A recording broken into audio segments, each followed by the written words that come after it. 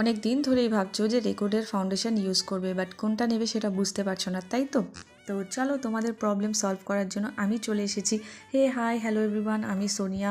আজকে আমি তোমাদের ফাউন্ডেশনের রিভিউ দেবো, সেটা হচ্ছে রেকর্ডের ace of base foundation HD matte liquid shade number 02 Indraprastha. এটা পুরোপুরি ফেয়ার স্কিন টোনের জন্য।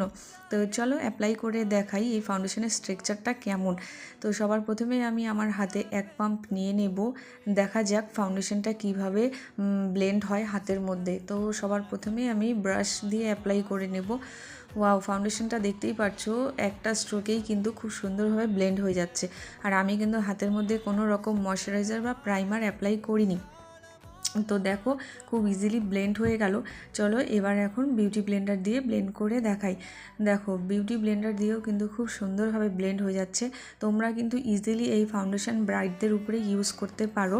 এটা পুরোপুরি এইচডি ফাউন্ডেশন। আমি আবারও বলছি, এই ফাউন্ডেশন কিন্তু ফেয়ার স্কিন টোনের জন্য।